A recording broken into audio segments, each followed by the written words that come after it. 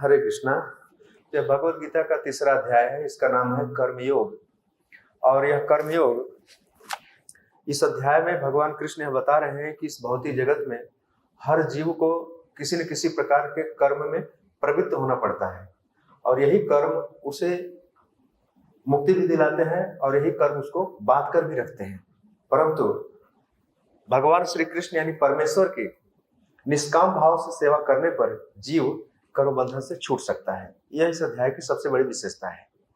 नहीं तो हर कर्म का एक रिएक्शन होता है, every action has equal and opposite reaction. तो जीवों को कर्म करने के लिए भगवान ने इंद्रियां दिया है, और इन इंद्रियों से वह कर्म करता ही रहता है, शरीर से, मन से, वाणी से। जैसे आंखों का देखना एक कर्म है, मुंह से बोलना एक कर्म है, मन से सोचना एक कर्म है, हाथ पांव चलाना एक कर्म है, यहाँ से वहां जाना एक कर्म है। इसको अंग्रेजी में एक्टिविटी कहते हैं। तो एक कर्म जो है, दुनिया में लोग बोलते हैं कर्म करो कर्म करो। कई बार लोग चिल्लाते हैं कर्म करो कर्म करो। किसके लिए कर्म करो? लोग बोलते हैं ना कर्म ही पूजा है, ऐसा लिख भी देते हैं कर्म ही पूजा है, लेकिन उनका ज्ञान बड़ा अधूरा है, उनकी फिलॉसफी बहुत सुपर नहीं है। कर्म तो करना चाहिए, पर प्रश्न उठता है किसके लिए कर्म करना चाहिए? सीधा सी इसका उत्तर है, जो खिलाता है उसके लिए कर्म करना चाहिए, जो हमको जिलाता है उसके लिए कर्म करना चाहिए, जिसने दुनिया बनाई है उसके लिए कर्म करना चाहिए, हम जिसके हैं उसके लिए कर्म करना चाहिए। राइट? लोग बोलते हैं नहीं हम भगवान के बाद में हैं, दुनिया के पहले हैं। नहीं, भगवान के पहले हो, दुनिया के बाद में हो। ठीक उल्टा है। लोगों की समझ क्या है? कल मैं एक जगह पढ़ रहा था, उसमें लिखा था कि कई बार पिता यह सोचता है कि मैं अपने बच्चे का पालन करता हूँ। लाइक हमारे अंदर भी भाव होता है कि मैं तुमको पैदा किया, तुमको पढ़ाया लिखाया, ये किया फला किया। हम भगवान की वस्तु लेकर के ही उसका पालन करते हैं। राइट? भगवान ने जब जीवों को भेजा इधर, तो उनकी इंद्रियां बना के भेजा, हाथ पांव आंख नाक कान सब बना के भेजते हैं। और इन इंद्रियों की जो जरूरत है, इन इंद्रियों की जो आवश्यकता है, वो पहले से थी इधर। ऐसा नहीं कि हम आए तो उनको लेकर आए थे, रूप लेकर आए थे, पानी लेकर आए थे, ऐसा कुछ नहीं। ऑलरेडी भगवान ने सृष्टि में सब वस्तु बनाई है, और फिर हम उनको उपयोग करते हैं। भगवान की ही वस्तु को लेकर के परम पिता की तरफ से हम पिता की भूमिका निभाते हैं। तो असली पालन करने वाला भगवान है, हम जो है सेकेंडरी पालक हैं। लेकिन जीवों को क्या भ्रम हो जाता है, हम पालन कर रहे हैं। नहीं, भगवान को पति भी कहा जाता है, जगत पति। पति का मतलब है जो पालन करता है। यहाँ के जो पति है वो असली पति नहीं है। पति का मतलब पालन करने वाला। तो पालन कौन करता है? भगवान करते हैं। सृष्टि में प्रत्येक जीव की जो भी जरूरत है, अन्न की जरूरत है, जल की जरूरत है, वायु की जरूरत है, किसी भी प्रकार की वस्तु की आवश्यकता है। एक अंगुली कट जाती है ना, दुनिया के सारे डॉक्टर मिलाकर ओरिजिनल अंगुली नहीं पैदा कर सकते। ये भगवान का ही व्यवस्था है कि बढ़ती है। राइट? तो फिर क्रेडिट किसको जाना चाहिए? श्रेय किसको मिलना चाहिए? भगवान को मिलना चाहिए। एक टांग टूट जाती है ना, लोग नकली टांग लगा देंगे, प्लास्टिक की टांग लगा देंगे, लेकिन ओरिजिनल टांग नहीं पैदा कर सकते। तो भगवान के बराबर भी नहीं हो सकते, भगवान से बढ़कर होना तो दूर की बात है। तो यह जीवों को समझ में आना चाहिए कि हम जो कर्म कर रहे हैं वह भी भगवान की कृपा से ही कर रहे हैं, उनकी बनाई व्यवस्था से कर रहे हैं। जैसे हम खाना बनाते हैं, तो खाना बनाने में जो भी हमको मटेरियल चाहिए, पानी से लेकर के, अग्नि से लेकर के, आटा से लेकर के, सब प्रकृति की व्यवस्था है, यह किसी मानवीय व्यवस्था नहीं है। और उसको पहचान करके मिला करके कितना गर्म करना है, वो भी हमको दिमाग सही भगवान ही रखते रहे। तो पूरी बात घुमा करके भगवान कृष्ण सृष्टि के केंद्र हैं, उस पर आकर टिक जाती है। यही भगवत गीता की मुख्य शिक्षा यही है कि जीवों को कर्म तो करना ही है। किसी भी हालत में कर्म किए बिना नहीं रह सकता है, उसका स्वभाव है, उसका नेचर है। भगवान कहते हैं कि तुम्हारी जो शरीर की यात्रा है, तुम्हारा जो बॉडी है, इसका भी निर्वाह बिना कर्म किए नहीं होगा। जब तुमको कर्म करना ही है तो अच्छा होगा कि मेरे लिए कर्म करो। यज्ञ अर्थात कर्मणो अन्यत्र। भगवान विष्णु की प्रसन्नता के लिए कर्म करो। इसका फल क्या होगा? मुक्ति संगम। मुक्त भी, कर्म भी तुम्हारा हो जाएगा और मुक्ति भी हो जाओगे। ऐसा फालतू काम क्यों कर रहे हैं? कर्म तो करना ही पड़ेगा, लेकिन बंधन क्यों पैदा कर रहे हैं? कर्म के फलों को भोगने के लिए तुम तैयार क्यों हो रहे हो? यह इस कर्मयोग की मुख्य विशेषता है। तो 9वें श्लोक में भगवान कृष्ण ने यहाँ शुरू किया था, और 15वें श्लोक में आज हम लोग हैं। तो हम इसी 9 और 15 के बीच में चर्चा करेंगे कि 9वें श्लोक भगवान ने क्या कहा और आज 15वें श्लोक में क्या कह रहे हैं। इन्हीं श्लोकों को मिला करके कोशिश करेंगे थोड़ी, जितना भी समय है हो जाए। 9वें श्लोक में भगवान कह रहे हैं कि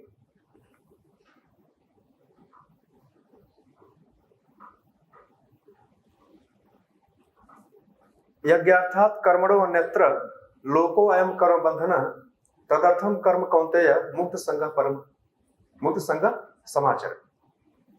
भगवान कृष्ण कह रहे हैं कि हे अर्जुन, हे कुंती पुत्र, यज्ञार्थात् कर्मणो, भगवान विष्णु की प्रसन्नता के लिए जो कर्म किया जाता है वह मुक्ति का कारण बनता है। अन्यथा अन्यत्र लोको अयम कर्म बंधन, यह संसार में, इस लोक में कर्म बंधन का कारण बनता है। कौन सा कर्म? जो यज्ञार्थात नहीं है, यज्ञ के निमित्त नहीं है, जो भगवान विष्णु को प्रसन्न करने के निमित्त नहीं है, वह कर्म क्या होता है? वह भी एक्टिविटी है, लेकिन उसमें भगवान विष्णु की प्रसन्नता निहित नहीं है, उसमें खुद का सेटिस्फेक्शन ज्यादा इन्वॉल्व है। तो ऐसे कर्म का फल क्या होता है? कर्म बंधन, लोको अयम कर्म बंधन। इस संसार में कर्म पैदा करता है। और यह बात कौन बोल रहा है?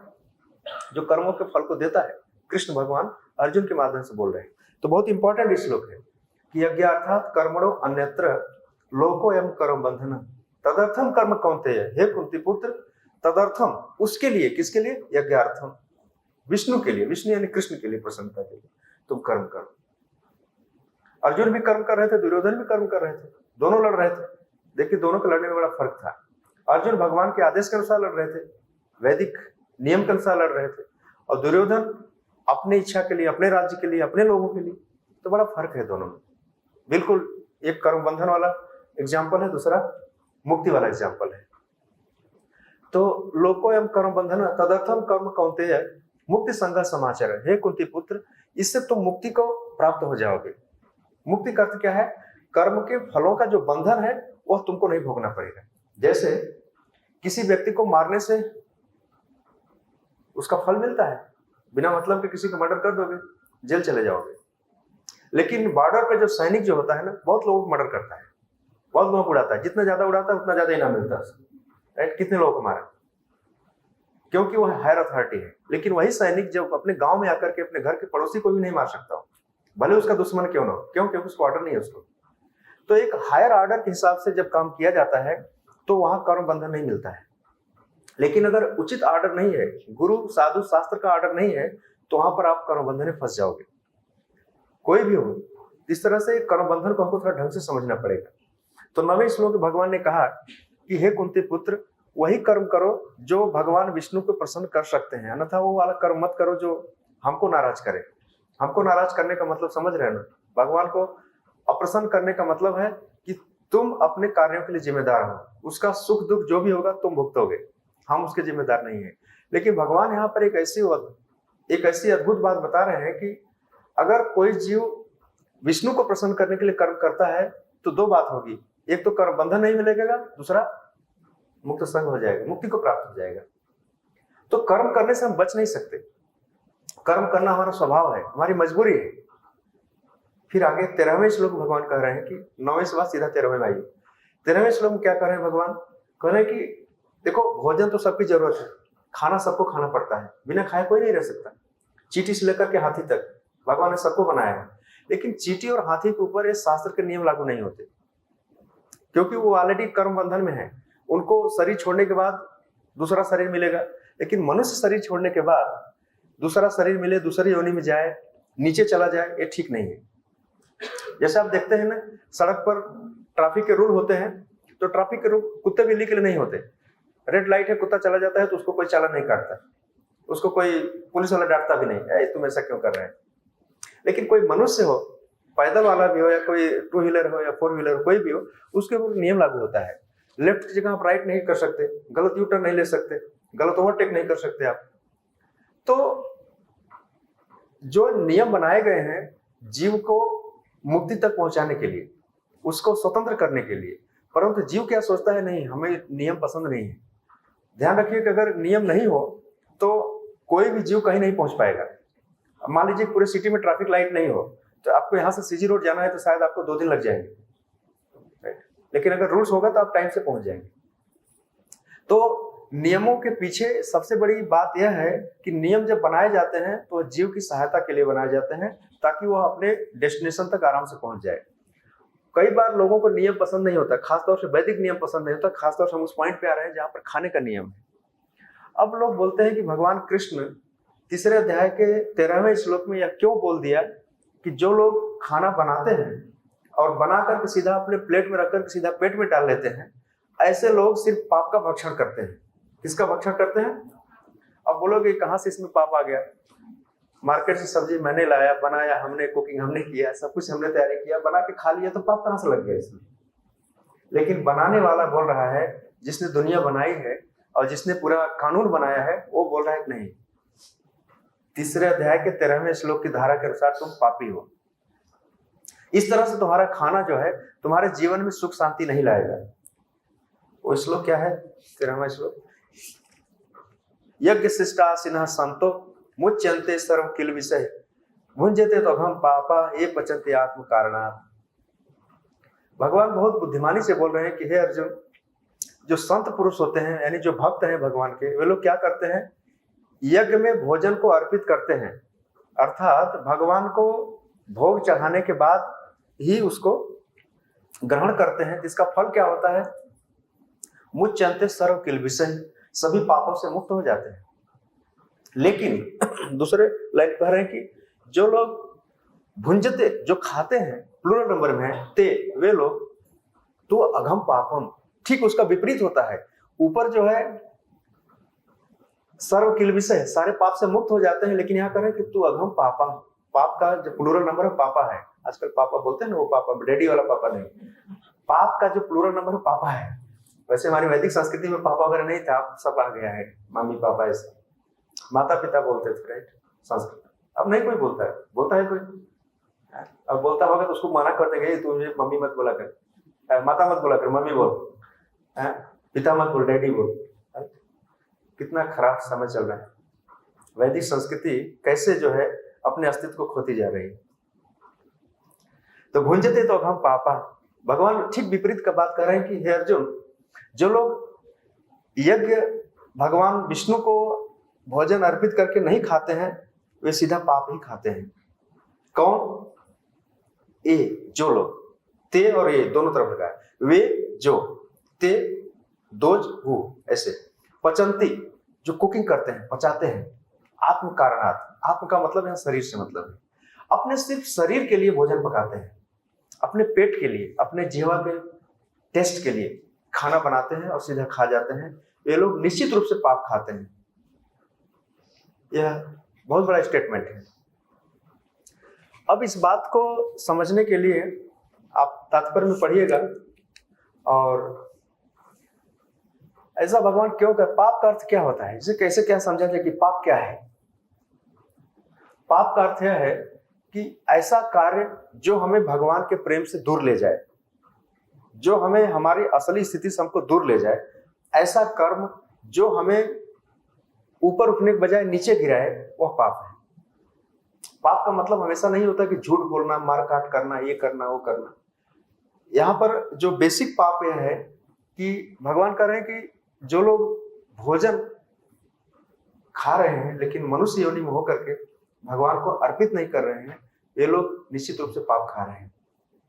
इस कान में आने से पहले भारतीय घरों में कुछ ऐसी व्यवस्था थी भगवान को भोग लगाने की, लेकिन श्रील प्रभुपाद जी ने क्रांति लाई, पूरे वर्ल्ड में, पूरी दुनिया में क्रांति लाई।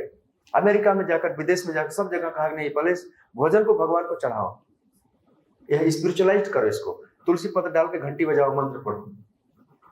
एक सिंपल प्रक्रिया है, लेकिन है बहुत वैज्ञानिक और बहुत महत्वपूर्ण प्रक्रिया है। ध्यान रखिए, बिना भोग लगाए ना तो खाना चाहिए और ना तो खिलाना भी नहीं चाहिए, दोनों ही पाप है। अब यह बात सुनने में बहुत सिंपल लगती है, देखने में सिंपल लगती है। आज शायद ही कुछ इस्कॉन के फॉलोअर होंगे जिनके घरों में इस तरह का सिस्टम है। आज भी उड़ीसा या बंगाल के घरों में ऐसे सिस्टम है कि छोटा बच्चा, माँ कुकिंग करती रहती है, छोटे बच्चे को भूख लगी रहती है, वो बोलता है कि जल्दी निकाल, मुझे खाना है, तो मैं तुलसी पत्ती लेके आता हूँ, मैं भोग लगा देता हूँ, तू जल्दी निकाल, गरम गरम होता है, उसको निकाल दे देती है, वो भोग लगा करके फिर खाना शुरू कर देता है। एक कल्चर का प्रभाव है, पर आज बहुत सारे घरों में ऐसा नहीं देखने को मिलेगा आपको। डायरेक्ट कुकिंग किया, table to stomach, kitchen to stomach. बड़ी बुरी हालत है। इसलिए हमारे जो भक्त है, साधक हैं, तो किसी किसी घरों बड़ा लोग बड़ा इंसिस्ट करते हैं, प्रभु जी थोड़ा खाइए, थोड़ा खाइए। अरे नहीं नहीं नहीं खाना है, नहीं खाना है। उनको बोलिए नहीं भगवान भोग लगाए, हाँ लगाया हुआ है, कैसे भोग लगता है नहीं पता। तो बहुत बेसिक आइडिया है। तो भगवान को भोग लगाकर जितना बाहर खिचड़ी मिलती है या अन्नकूट प्रसाद मिलता है, सब भोग लगता है। अक्षय पात्र में जितना भी खाना जाता है लाखों बच्चों को, सब भोग लग के जाता है। तो भोग लगाना जो है यह एक बेसिक बेसिक बेसिक रूल है जीव को पाप से मुक्त होने के लिए। और खाली जीवन भर प्रसाद ही खाए ना, सर्व किल विषय मुच्यन्ते सर्व किल विषय, सब पापों से मुक्त हो जाएगा। ऐसा नहीं कि उसको पाप से मुक्त करने के लिए 10-20 किलोमीटर पैदल परिक्रमा करना पड़ेगा, सिर के बल खड़ा होना पड़ेगा, 2-4 दिन भूखा रहना पड़ेगा, ऐसी कोई बात नहीं है। पाप की शुरुआत यहीं से, हमारे भोजन से है। उस भोजन को बनाने के पीछे जो हमारी सोच है, जो हमारी मेंटालिटी है कि यह सब भगवान का दिया हुआ है और यह बना करके अच्छा देखिए, सबसे बड़ी बात, भगवान भूखे नहीं हमारे दाल रोटी के। वो बोलते हैं कि अरे भिखारियों, मैंने तुमको बना के दे दिया है ना, तुम खाली घंटी बजा के मुझे चढ़ा दोगे ना, हम ले लेंगे, तुम खाओ, तुम्हारा लेंगे नहीं है, वापस कर देते हैं, ले जाओ तुम। फिर भी हम नहीं देते हो। भगवान गीता में कहते हैं पत्रम पुष्पम फलम तोयम, तो मुझे दो। नहीं तो उनको क्या कमी है, भगवान को वैकुंठ में कमी है क्या? हजारों लक्ष्मियां क्यों में खड़ी रहती हैं, बड़े बड़े लोग उनकी सेवा में लगे रहते हैं, और हम कंगाल लोग सोचते हैं कि भगवान हमारी सेवा पर डिपेंड है। ऐसा कुछ नहीं है। भगवान हमको सेवा का मौका दे रहे हैं कि सुबह उठो, ब्रेकफास्ट बनाओ, प्याज लहसुन मत डाल, बढ़िया से शुद्ध चित्त होकर के माला जप करके बनाओ, भगवान को प्रसाद खिला के जाओ ऑफिस में, राइट। इतना बेसिक काम भी हम नहीं कर पा रहे। तो बहुत इंपॉर्टेंट श्लोक है, प्रभुपाद जी ने बहुत जोर दिया इस पर कि हमें अपने, आप देखिए शादी विवाहों में, प्रसंगों में 99% सब जगह प्याज लहसुन का बहुत उपयोग होता है। अभी एकादशी दिन मैंने किसी को प्रसाद भेज दिया था, कोई एक राजस्थान की फैमिली थी। वो प्रसाद भेजने के बाद बोलता है, प्रभु जी आप लोग कैसे खाते हैं इसको, इतना फीका स्वाद है। उन्होंने कहा रोज नहीं ऐसा होता है, ऐसा रोज नहीं होता है, इतना फीका। उसने कभी एकादशी का प्रसाद जीवन में खाया नहीं था। तो बचपन से ही लेकर के जो बच्चे बचपन से प्रसाद खा रहे हैं ना, वे आगे चलकर उनको दूसरा खाना अच्छा नहीं लगेगा। और प्रभुपाद जी ने कहा कि यह प्रसाद जो है ना, लोगों के जीवन में डाइट है, भोजन, शुद्ध प्रसाद। हमारे भक्ति वेदांत हॉस्पिटल में लोगों को खाना मिलता है। यहाँ भी वैष्णव परिवारों में जिसको शुद्ध भोजन प्रसाद मिलता है, उनकी चेतना कुछ अलग होती है। तो भोजन से चेंज होता है, वहां से चेंज होगा। अदरवाइज आप देखो खाने की जितनी भी स्टाइल है ना, चाइनीज फूड, आजकल क्या क्या नाम निकले हैं, मोमोज, क्या क्या है सब, राइट, ढेर सारा, कुछ भी खाने जैसा नहीं होता है, कुछ भी नहीं। बाहर खुले आम पाप बिक रहा है, लोग लाइन लगा के खाते रहते हैं, राइट। वो पानी पूरी वाला पता नहीं कब का पानी है, कितने बैक्टीरिया उसमें, क्या पता आपको, राइट, नहाया है कि नहीं नहाया है। तो भोजन के स्तर पर भगवान की बहुत बड़ी शिक्षा है, बहुत बड़ी प्रेरणा है कि हमें भगवान को जो भोजन अर्पित नहीं किया गया है ना, उसे कभी नहीं खाना चाहिए, पाप का भागीदार नहीं बनना चाहिए। ये 13वें श्लोक भगवान बता रहे हैं। फिर 14वें श्लोक भगवान कह रहे हैं कि जो अन्न है मनुष्य जीवन के लिए, जो सबसे पहली चीज की जरूरत है वह है अन्न, ग्रेन। वह अन्न पैदा कैसे होता है? भगवान कह रहे हैं कि अन्नाद भवन्ति भूतानि पर्जन्याद अन्न संभव यज्ञात् भवति पर्जन्यो यज्ञ कर्म समुद्भव। 14वें पर चर्चा करने के बाद 15वें बात है वापस। भगवान कह रहे हैं कि अन्न जो होता है वह वर्षा पर डिपेंड करता है।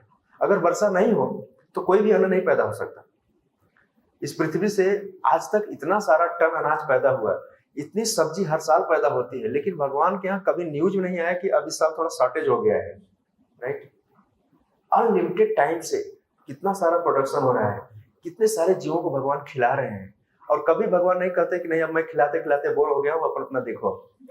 ऐसा नहीं है। आदमी तो बोलता है मैं कब से मेंटेन कर रहा हूँ, सुना ना आप लोगों से, मैं कब से तुम लोगों को देख रहा हूँ, अब नहीं होगा मेरे से। ये भगवान नहीं कहते ऐसा। भगवान कहते हैं तुम खाते रहो, बस खाली हमारा नाम जपते रहो, हरे कृष्णा कृष्णा कृष्णा हरे हरे, हरे राम।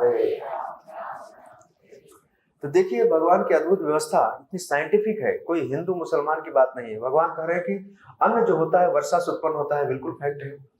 और यह वर्षा कैसे होती है? भगवान कह रहे हैं कि वर्षा जो है यज्ञ करने से होती है। अब अब आप पूछिए कि लोगों के दिमाग में यज्ञ का मतलब होता है कि हवन कुंड हो, उसमें अग्नि निकले, स्वाहा करे, यही यज्ञ है, राइट? नो डाउट वो यज्ञ है। लेकिन यज्ञ का मतलब होता है भगवान विष्णु, उसका लिटरल मीनिंग है भगवान विष्णु को प्रसन्न करने के लिए जो भी कर्म किया जाता है वह यज्ञ है। आप समझे मेरी बात? जैसे कोई जीवात्मा सुबह सुबह या दिन में कभी भगवान का नाम ले रहा है या ले रही है, वह यज्ञ कर रहा है या कर रही है। इतने सारे इस्कॉन टेम्पल हैं, सुबह सुबह कम से कम 2-4 हजार लोग तो जप कर रहे होंगे, 24 आवर हरिनाम संकीर्तन चल रहा है, यज्ञ तो हो रहा है ना। अगर जिस दिन यज्ञ बंद हो जाएगा उस दिन बारिश बंद हो जाएगी। इसलिए व्यक्तिगत रूप से हमको यज्ञ करना है और सामूहिक रूप से कंट्रीब्यूट करना है। जब तक इस पृथ्वी पर हरे कृष्ण वाले रहेंगे तब तक बारिश नहीं रुकेगी, बारिश होती रहेगी। हैदराबाद में एक बार सूखा पड़ गया था, पता है? प्रभुपाद जी गए थे, बारिश नहीं हो रही थी, सरकार बहुत परेशान थी। बोला कि प्रभुपाद जी ने कहा कीर्तन कराओ, संकीर्तन करो। भक्त लोग निकले मृदंग करताल लेकर के रोड पर। दूसरे दिन खूब बारिश हुई और न्यूज़पेपर में बड़े मोटे अक्षरों में छपा, हरे कृष्णा वाला ने जब किया तो बारिश हुई, राइट? इस तरह से तो यज्ञ जो होता है वह वर्षा जो होती है यज्ञ से होती है। और यज्ञ कैसे होता है? यज्ञ कर्म समुद्भव। यज्ञ जो होता है कर्मों से उत्पन्न होता है। यज्ञ का मतलब क्या है? सिर्फ आहुति डालना और मंत्र पढ़ना नहीं। तुम्हारे जितने भी कर्म हैं जीवों के, वो सारे यज्ञ स्वरूप होने चाहिए, यज्ञमय होने चाहिए, यज्ञ के निमित्त होने चाहिए। जैसे मंदिर में आप दर्शन कर रहे हो ना, तो समझो कि आप यज्ञ कर रहे हो। अपनी इंद्रियों से जो भी आप भगवान के लिए कर रहे हो ना, वह यज्ञ का ही हिस्सा है। आप अभी सुन रहे हो ना, यह श्रवण यज्ञ है। पढ़ रहे हो ना, वो पठन यज्ञ है। कुकिंग कर रहे हो ना, वह भगवान के भोजन सेवा का यज्ञ है। बांट रहे हो, वह सब प्रसाद वितरण का यज्ञ है। तो पूरा जो संकीर्तन यज्ञ कहा मिलाकर इसको, प्रभुपाद जी ने क्या कहा इसको, पूरे प्रोग्राम को मिलाकर के क्या कहा है? संकीर्तन यज्ञ है। और चैतन्य महाप्रभु, भगवान कृष्ण ही चैतन्य महाप्रभु रूप में आके कहे कि कलयुग में जीव अगर संकीर्तन करेगा, मतलब जो भी उसकी एक्टिविटी है, मिल करके जो भगवान के महिमा का वर्णन करेगा, तो यज्ञ वर्षा होगी और पर्याप्त रूप से अन्न पैदा होगा। तो हम लोग यहाँ तक पहुंचे कि मनुष्य शरीर को मेंटेन करने के लिए अन्न चाहिए, अन्न के लिए हमको वर्षा चाहिए, वर्षा के लिए यज्ञ करना चाहिए, और यज्ञ करने के लिए कर्म होना चाहिए। अब एक कर्म कहाँ से होते हैं, इस 15वें श्लोक को शुरू करते हैं आज से। एक कर्म कहाँ से आते हैं? एक प्रश्न उठता है कि हमारा कर्म कौन डिसाइड करेगा कि हमको क्या करना है क्या नहीं करना है, राइट? छोटा सा बच्चा आता है, हम लोग जब छोटे थे हमको क्या पता होता है कि लेफ्ट जाना है, राइट जाना है, हवा है, आग है, पानी है, यहाँ सूखा है, यहाँ गीला है, कैसे हमको पता चलता है? धीरे धीरे हमको कुछ ज्ञान होता है, माता पिता से, लोगों से प्राप्त होता है, राइट? लेकिन पूरे जीवन को चलाने के लिए, समझाने के लिए एक स्पेसिफिक नॉलेज चाहिए, एक स्पेशल नॉलेज चाहिए। गाड़ी चलाने के लिए आपको ड्राइविंग लाइसेंस और ट्रेनर होना चाहिए, थोड़े दिन प्रैक्टिस करोगे, गिरोगे, सीख जाओगे। लेकिन पूरे जीवन को सही ढंग से यज्ञ के तरीके से समझने के लिए वो कहां से होता है, हम इसको यहां से देखते हैं। आज के श्लोक में भगवान कह रहे हैं कि कर्म जो होता है, कर्म ब्रह्मोद्भवम विद्धि। विद्धि का अर्थ क्या है? जानो। भगवान सीधा कह रहे हैं कि हे अर्जुन, तुम जानो इसको। विधि डायरेक्ट इंस्ट्रक्शन में है, कर्म ब्रह्मोद्भवम विद्धि। हे अर्जुन, कर्म को कहां से उत्पन्न समझो? ब्रह्मोद्भवम। ब्रह्म का अर्थ क्या है? वेद। वहां पर ध्यान दीजिएगा, समझ में आएगा ज्यादा। कर्म ब्रह्मोद्भवम विद्धि। हे अर्जुन, कर्म को वेदों से उत्पन्न समझो। कर्म कहां से उत्पन्न हुए? वेदों से उत्पन्न हुए। अब ये वेद जो है कई प्रकार के होते हैं, इतने सारे वेद हैं, 4 वेद हैं, 18 पुराण हैं। इनको आम आदमी कैसे समझेगा? इनको उसके पास टाइम कहाँ है कितना पढ़े और समझे कि हमारे खाने का नियम क्या होगा, हमारे सोचने का तरीका क्या होगा, हमारी दिनचर्या कैसे चलेगी। वो तो पढ़ने से रहा, समझने से रहा, इतना पूरा विशाल है। तो फिर अनेक अर्थों में से इन चीजों का जो, जैसे आपको दवा चाहिए तो जरूर नहीं कि आपको मेडिकल साइंस पढ़ना है। आप डॉक्टर के पास जाइए, वो आपको दवा दे देगा, बात खत्म, राइट? आपको ज्ञान चाहिए तो जरूर नहीं कि आप सारे वेद पढ़िए। आप किसी गुरु के पास जाइए, किसी साधु के पास जाइए, वो आपके काम की चीज बता देगा, आपका काम हो गया, राइट? सबको नहीं पढ़ना है, सबको नहीं जानना है। इसी तरह से कर्म ब्रह्मोद्भव विद्धि। तो प्रभुपाद जी कहते हैं कि जैसे 1966 में एक बार प्रवचन दे रहे थे न्यूयॉर्क में, तो जैसे मोटर चलाने के लिए कुछ रूल होता है, left right, green light, red light. तो जब संसार में भौतिक चीजों को चलाने के लिए नियम बनाए गए हैं, तो क्या आध्यात्मिक जीवन को चलाने के लिए नियम नहीं होना चाहिए? बिल्कुल होना चाहिए। यह है यहाँ पर कर्म ब्रह्मोद्भव विद्धि। कोई व्यक्ति बोलता है वेदों को हमसे क्या लेना देना है? हमारे कर्म वेदों के द्वारा डिसाइड किए गए हैं, वहां से निर्धारित होता है कि ये करना है, नहीं करना है। जैसे खाने का नियम प्रभुपाद भगवान ने संकेत दिया, एक खाना ऐसे खाना है, एकादशी दिन अन्न नहीं खाना चाहिए, वेदों में लिखा है। अब बोलता नहीं हम एकादशी को अन्न भी खाएंगे, पिज्जा भी खाएंगे, हम वेदों को नहीं मानते। तो मूर्ख वही व्यक्ति है ना, चाहे रेड लाइट हो चाहे ग्रीन लाइट हो, जाएंगे, है कि नहीं? या तो उसी तरह का मूर्ख है। तो प्रभुपाद जी कह रहे हैं कि जब तुम्हें सामान्य जीवन में नियम का पालन करना पड़ता है, तो आध्यात्मिक जीवन में क्यों नहीं?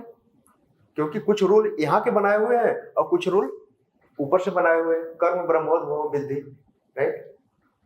बहुत सारे वैदिक नियम है, पूरी दुनिया वैदिक नियमों को पालन करती है। जैसे हर समाज में स्त्री और पुरुष का भेद है, हर समाज में कुछ मर्यादाएं होती हैं, हर समाज में विवाह की प्रथा है। अगर विवाह की प्रथा नहीं हो तो कोई भी पुरुष कोई भी स्त्री, कमाल हो गया। ये सारे रूल्स ऊपर से बनाए गए हैं, वेदों से बनाए गए हैं, चाहे वो बाइबल हो, चाहे कुरान हो, चाहे पुराण हो। तो जब तक जीव इन वेदों के आदेशों को नहीं समझ लेता है, उनको अपने जीवन में उतारने के लिए तत्पर नहीं होता है, तब तक वह खुद का ही नुकसान करता होता है, राइट? तो प्रभुपाद जी कह रहे हैं कि material life required so many rules regulation, तो व्हाई नॉट स्पिरिचुअल लाइफ। एक जगह 16वें अध्याय के 23वें श्लोक में कोट करते हैं श्रील प्रभुपाद जी। 16वें अध्याय का कौन, उसका नाम क्या है? दैवी और आसुरी संपदा योग। 16वें अध्याय का 23वां श्लोक हम पढ़ देते हैं आपके लिए, आप पढ़िएगा इसको। 16वें अध्याय का 13वां श्लोक, 23 और 24, 13। 16वें अध्याय का 23वें श्लोक भगवान क्या कह रहे हैं? कह रहे हैं कि यह शास्त्र विधि उत्सृज्य वर्तते काम कारतः न स सिद्धिम अवाप्नोति न सुखम न परम गति। हे अर्जुन, जो लोग शास्त्र विधि को उत्सृज्य का मतलब त्याग देते हैं, अवहेलना कर देते हैं, इग्नोर करते हैं, उनको नजरअंदाज करते हैं, यह जो लोग शास्त्र की विधि को उत्सृज्य वर्तते काम कारत है, जो मनमानी तरीके से काम करते हैं, उनका रिजल्ट क्या होता है? सुनिए। न स सिद्धिम, वह व्यक्ति सिद्धि नहीं प्राप्त कर सकता। सिद्धि मतलब समझते हैं, परफेक्शन, सफलता नहीं मिलती। अवाप्नोति, न सुखम, न सुख मिलता है, न परम गति, और जीवन के बाद उसको परम गति भी नहीं मिलती। तो ऐसा नहीं है कि नियम तोड़ने वाले बड़े बहादुर हैं, नियम तोड़ने वाले बड़े डरपोक लोग हैं, कायर टाइप के लोग हैं और बहुत जाहिल टाइप के लोग हैं। समझते हैं ना? समाज में जो उन्नत किस्म के लोग होते हैं, हायर क्लास के लोग होते हैं, एडवांस लोग होते हैं, उनको आर्य कहते हैं। इसलिए हमारे देश का नाम आर्यवर्त था, क्योंकि हर व्यक्ति वेदों के नियम से परिचित था, पालन करता था। आप समझ रहे ना? इसलिए आर्यवर्त था। उसके बाद फिर भारतवर्ष, अभी इंडिया में देख ही रहे हो क्या क्या चल रहा है। तो किसी भी देश की पहचान उस देश के निवासियों के व्यवहार के हिसाब से होती थी। वेदों में कितना विश्वास रखते थे, कितना पालन करते थे। मुश्किल से आपको मिलेगा कि कुछ घरों में एकादशी का प्रसाद मिलता है, गिने चुने लोग होंगे, पूरा गांव पूरा मोहल्ला घूम जाओ, बहुत मुश्किल से मिलता है, और प्रसाद तो बहुत मुश्किल से मिलता है। तो यहाँ पर प्रभुपाद जी संकेत कर रहे हैं कि जो मनुष्य शास्त्र की विधियों की अवहेलना करके मनमाने तरीके से जीवन बिताते हैं, उनको न सिद्धि मिलती है, न सुख मिलता है, और न परम गति मिलती है। उसके बाद 24वें श्लोक में भगवान कह रहे हैं कि तस्मात् शास्त्रम प्रमाणम ते कार्य व्यवस्थितो ज्ञात्वा शास्त्र विधानोक्तम कर्म कर्तुम इहार्हसि। अतएव मनुष्य को जानना चाहिए कि शास्त्रों के विधान के अनुसार क्या कर्तव्य है और क्या अकर्तव्य है। उसे ऐसे विधि विधानों को जानकर कर्म करना चाहिए जिससे वह क्रमशः ऊपर उठ सके। आज यहाँ पे है, कल यहाँ पे, परसों यहाँ, परसों यहाँ पे स्टार्टिंग करे हो। लेकिन भक्ति योग जो है ना, ये पूरा पावर लिफ्ट है। इसके प्लेटफॉर्म पे आने के बाद जीव बहुत जल्दी ऊपर उठता है। जैसे ही वो भगवान का नाम जपता है, प्रसाद ग्रहण करता है, तो सारे वेदों का निचोड़ प्रभुपाद जैसे साधु और गुरु इस कलयुग की जनता को दिया, भाई ले लो, तुम्हारे बस का नहीं है कि तुम जाकर रिसर्च करो, ये करना है वो करना है, नहीं नहीं, उन्होंने सब दे दिया। अब इसमें जो जितनी गंभीरता से और जितनी उत्सुकता से पालन करता है वही व्यक्ति जो है उसका इतना लाभ उठा पाता है। जैसे बहुत सारे लोग मंदिर आते हैं, तमाम लोग ऐसे आते हैं, घूमने खाने के लिए आते हैं, चले जाते हैं, नो डाउट वो भी पुण्यात्मा है, दर्शन किया, थोड़ा समोसा खाया, थोड़ा खिचड़ी खाया, कुछ तो पुण्य मिलेगा उसको। किताबें खरीदा, कभी कभी सुसाइड करने का मन हुआ, किताब उठाया तो बच जाएगा, ऐसा हुआ है, कई बार हुआ है विदेशों में। तो प्रभुपाद जी की पुस्तकें चमत्कारिक हैं और कहीं ना कहीं उसके जीवन में कुछ न कुछ असर डालेंगे। तिलक लगाया है उसको भी फर्क पड़ेगा, कुछ तो फर्क पड़ेगा, लेकिन इसका असली लाभ यह है इसको जान करके समझ करके उस पर चलना, उतारना उसको। बहुत जल्दी कुछ लोग बहुत जल्दी पिकअप कर लेते हैं, कुछ 10-10 साल 12-12 साल से आ रहे हैं, उनको कुछ फर्क नहीं पड़ता है।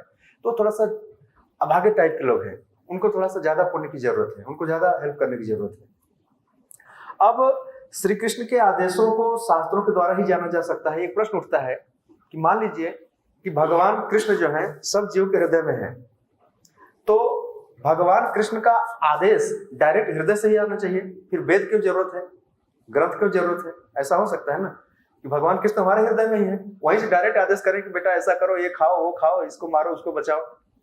डायरेक्ट हम अपने अंदर से भगवान है, वही बोलेंगे, वही सुने, वही हमारे लिए शास्त्र है, ऐसा लोग लॉजिक दे सकते हैं। लेकिन भगवान करें नहीं नहीं, तुम्हारे हृदय में ऑलरेडी तुम्हारे 2-3 शत्रु भी बैठे हुए हैं। कौन कौन? काम, क्रोध और उधर परमात्मा भी बैठे हैं। ये तीनों अलग अलग आर्डर देते हैं। परमात्मा का आदेश है जप करो, और काम क्रोध बोलता है नहीं नहीं इसकी जरूरत, वो दोनों अलग आर्डर देते हैं।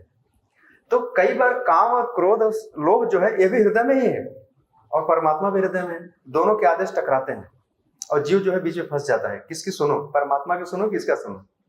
परमात्मा से ज्यादा नहीं सुनता, ज्यादातर इसकी सुनता है, काम क्रोध लोभ की। तो इसके पीछे एक लॉजिक दिया गया कि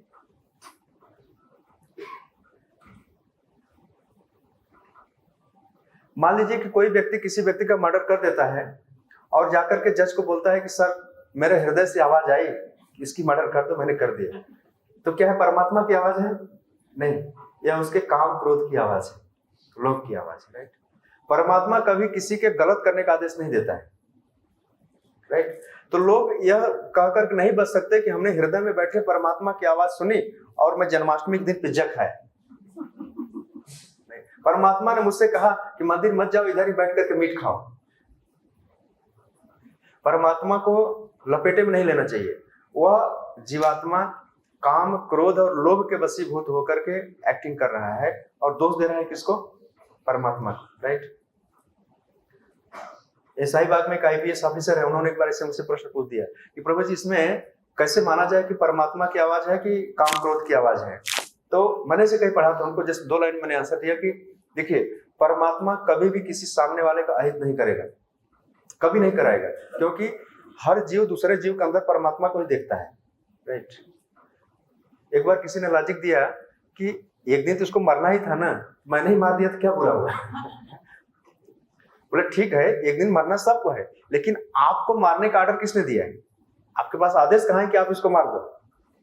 आपके पास कॉपी है कहाँ है? किसी के पास नहीं। भगवान का आदेश तुम्हारे पास नहीं है ना।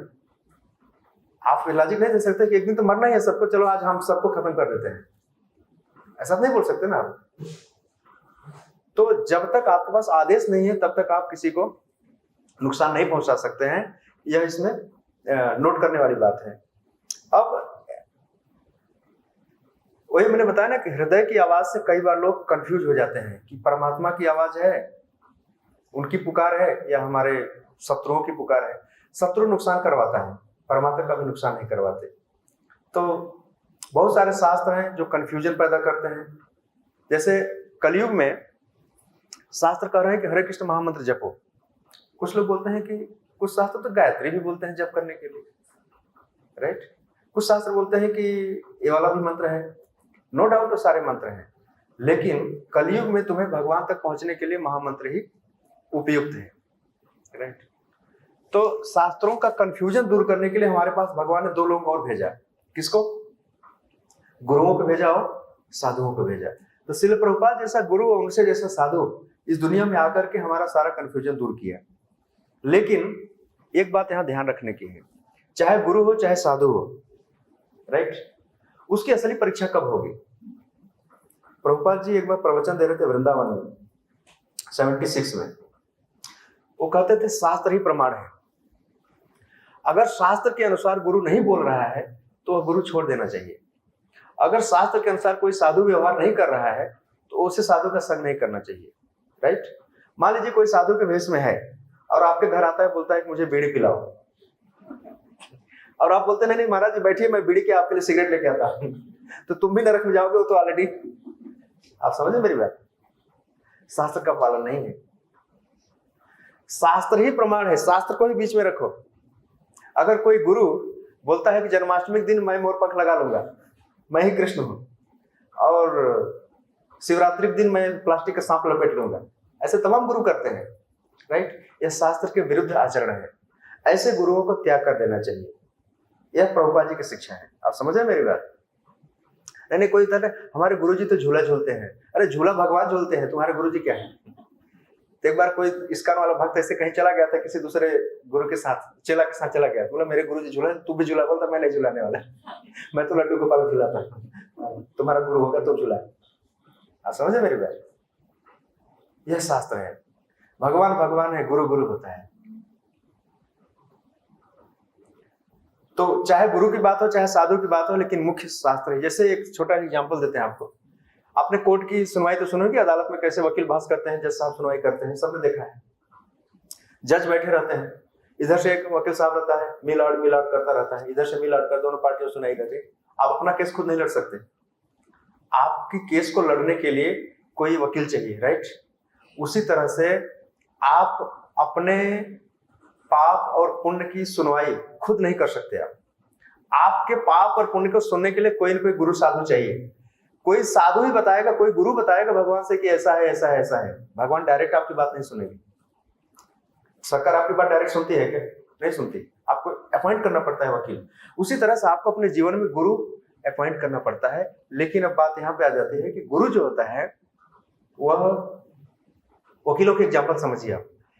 जब कोई भी वकील, कोई भी एडवोकेट कहता है मिलॉर्ड, संविधान की फलाधारा के अनुसार ऐसे ऐसा लिखा है इसलिए इसमें ऐसा होना चाहिए, फिर उधर से वो भी बोलता है कि मिलॉर्ड, संविधान के आर्टिकल इसके अनुसार ऐसा होना चाहिए इसलिए इसमें ऐसा होना चाहिए, मेरी अपील है।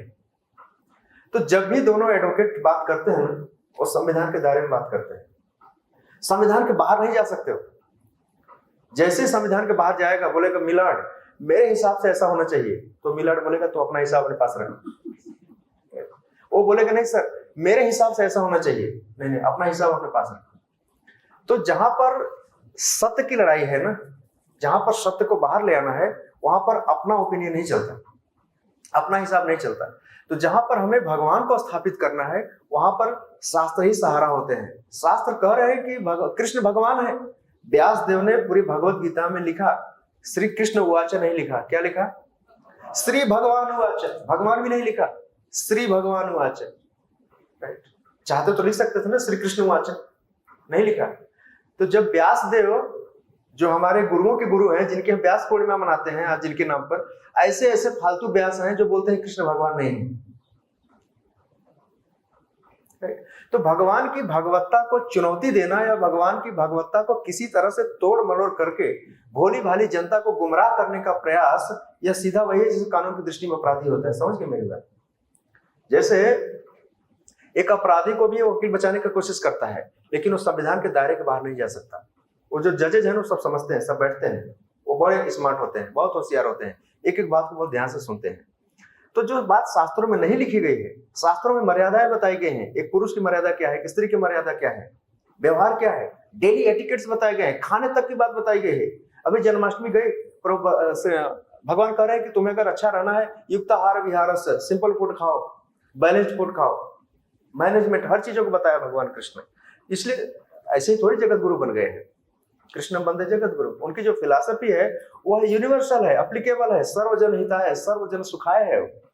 तो जब कोई, प्रभुपाद जी बहुत गुस्सा होते थे जब कोई भगवान को थोड़ा यहाँ वहां प्रस्तुत करता था, भगवान को थोड़ा हल्का दिखाने की कोशिश करता था, या भगवान कृष्ण को जरा सा भी इधर उधर प्रेजेंट करता था ना, प्रभुपाद जी फायर होते थे उसके ऊपर।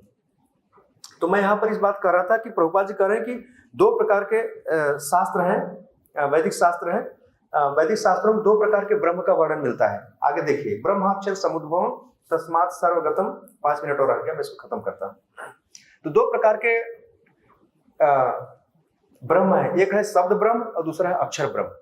तो जो वैदिक शास्त्र है उनको शब्द ब्रह्म कहा गया और जो भगवान है उनका अक्षर ब्रह्म कहा गया। अक्षर का मतलब जिसका नाश नहीं होता, अजन्मा।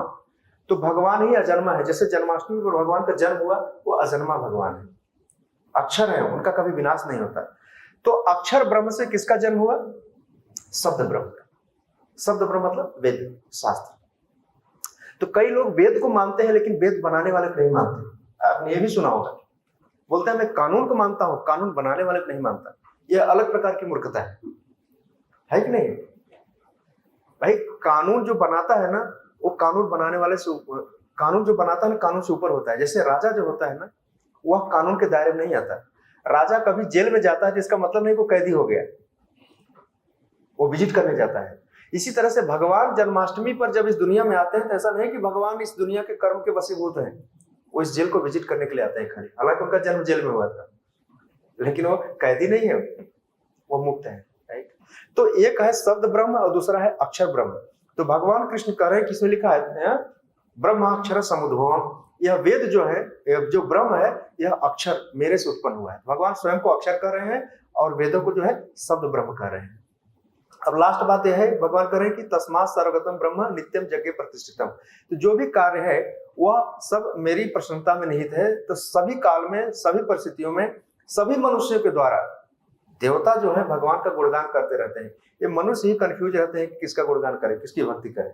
वो हमेशा भगवान की ही पूजा करते हैं, लेकिन मनुष्य में बड़ा कंफ्यूजन है, भगवान करें कि देवता करें।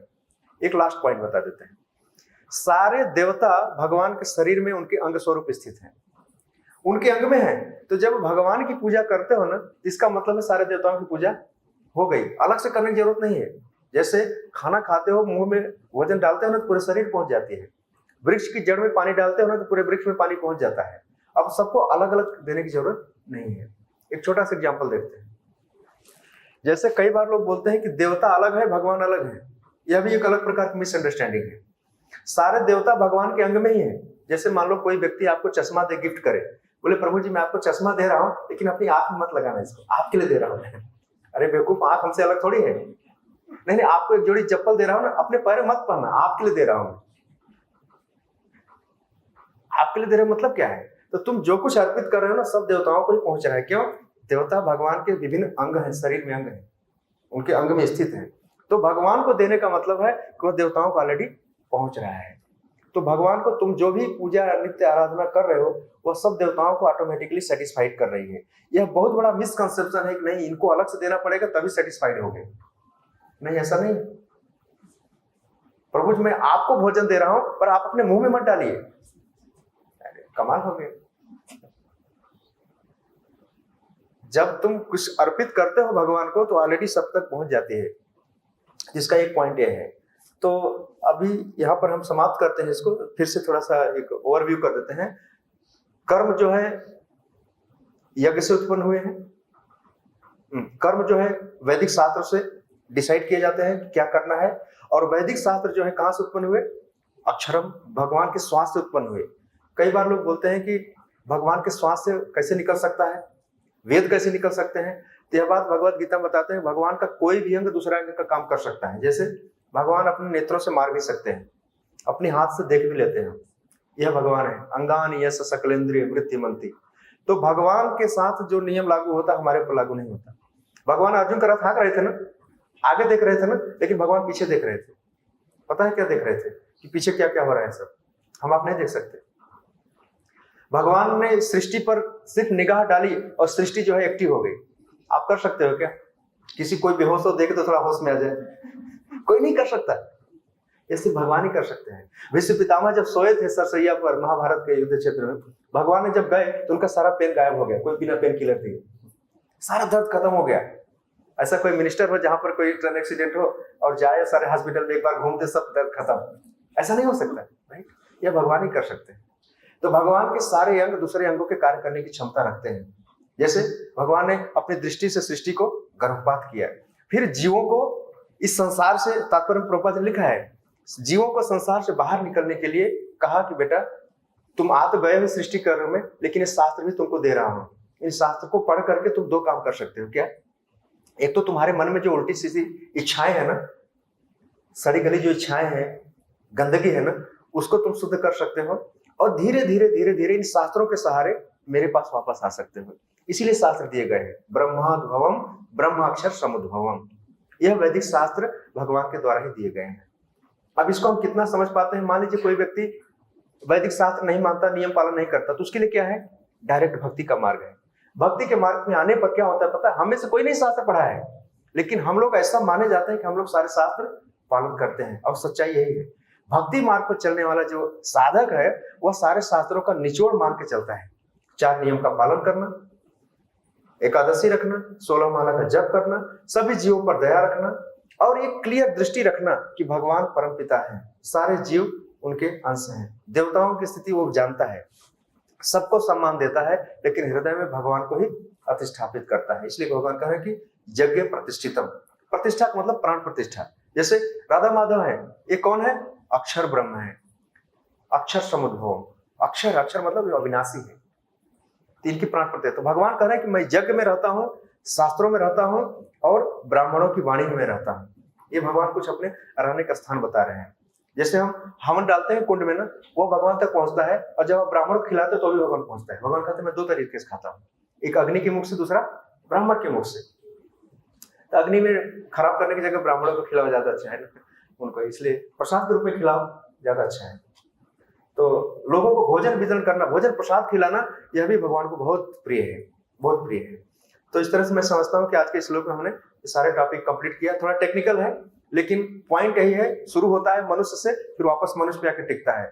मनुष्य को अन्न चाहिए, अन्न के लिए वर्षा चाहिए, वर्षा के लिए यज्ञ चाहिए, यज्ञ के लिए कर्म चाहिए, कर्म के लिए वेद चाहिए, और वेद के लिए भगवान चाहिए। अंततः भगवान ही प्राइमरी चीज है, राइट? भगवान से यज्ञ, भगवान से वेद पैदा हुए, वेद से यज्ञ पैदा हुए, यज्ञ से कर्म, कर्म से वर्षा, वर्षा से अन्न, अन्न से मनुष्य।